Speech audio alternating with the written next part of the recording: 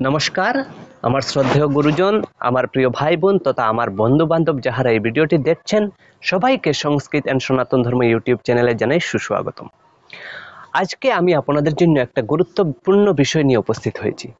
আমরা সকলেই জানি যে প্রয়াগরাজে মহাকুম্ভ চলছে এবং এই মহাকুম্ভ 144 বছর পর একবার আসে এবং 12 বছর পর আসে পুণ্যকুম্ভ এবং 6 বছর পর আসে কুম্ভ। তো যাহারা এই মহাকুম্ভে যেতে পারছেন বা যাহারা যাচ্ছেন তাহারা সকলেই খুবই ভাগ্যবান। তাহাদের সকলেরই যাত্রা শুভ হোক এই কামনা আমি ভগবানের কাছে করি।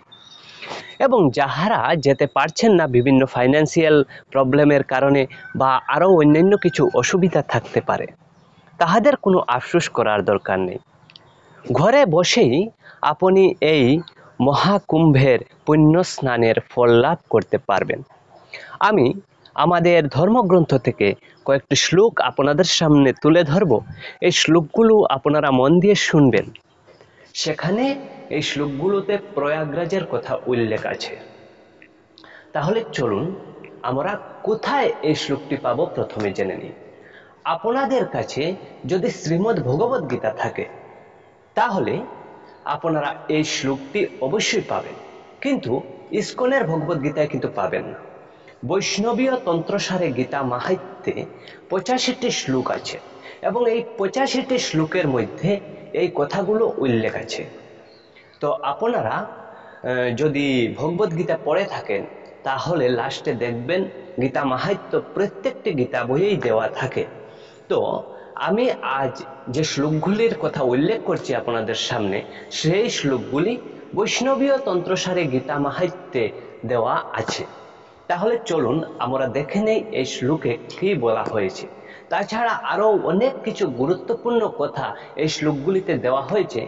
আমি সম্পূর্ণ শ্লোকগুলি আপনাদের কাছে ভিডিওর মাধ্যমে নিয়ে আসব।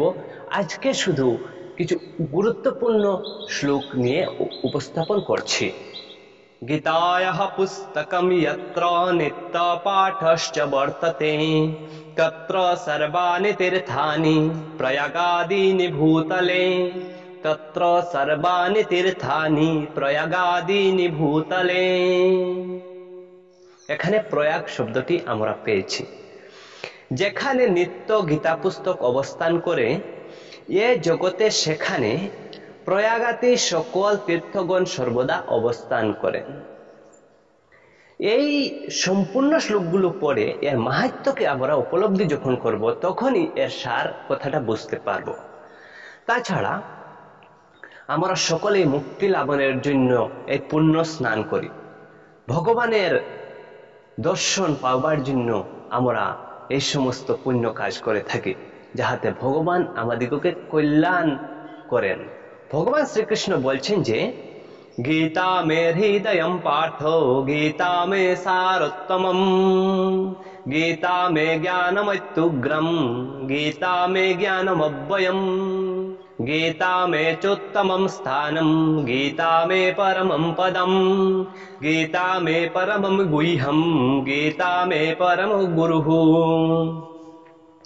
ভগবান শ্রীকৃষ্ণ বলছেন যে গীতা আমার উত্তম স্থান, গীতা আমার পরম পদ, গীতা আমার পরম গোপনীয় বস্তু, বিশেষ কি গীতাই আমার পরম গুরু। ভগবান কি বলছেন? গীতা আমার উত্তম স্থান, যে উত্তম স্থানে আমি নিবাস করি। গীতা আমার পরম পদ, আমার পরম চরণী গীতা। গীতা আমার অত্যন্ত গোপনীয় বস্তু এবং আবার গুরুও হলো গীতা। গীতাশ্রয়ে অহম তিষ্ঠামি গীতা মে পরমম গৃহম গীতা জ্ঞানম সমাশ্রিত্য ত্রিলোকিম প্রালয়াময়ম। ভগবান বলছেন যে গীতার আশ্রয়েই আমি বর্তমান আছি, গীতাই আমার পরম গৃহ। এই গীতা জ্ঞানকে সম্যক আশ্রয় করিয়াই আমি ত্রিলোক পালন করিয়া থাকি। এই গীতার আশ্রয়ে তিনি ত্রিলোক পালন করেন। গীতা মে পরমো বিদ্যা ব্রহ্ম রূপান সংশয়ঃ অর্ধমাত্রা হরা নিত্যম অনির্বাচ্য পদাত্মিকা।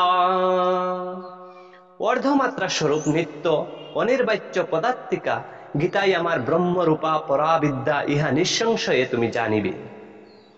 যদি আপনারা তীর্থ স্নানের পুণ্যতা লাভ করতে চান, পুণ্যতা প্রাপ্ত হতে চান, তাহলে অবশ্যই আজকে থেকেই শ্রীমদ্ ভগবদ গীতা পাঠ শুরু করুন।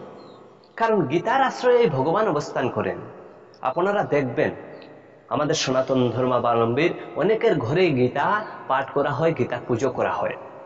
কিন্তু শুধু গীতার পুজো করলে হবে না, গীতার থেকে শ্লোকগুলো আমাদেরকে পড়তে হবে, অর্থ জানতে হবে এবং তা আমাদের হৃদয়ে ধারণ করতে হবে।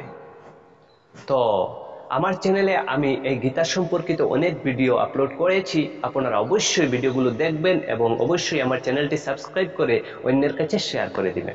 ধন্যবাদ সবাইকে। হরে কৃষ্ণ কৃষ্ণ কৃষ্ণ হরে হরে, হরে রাম রাম রাম হরে হরে।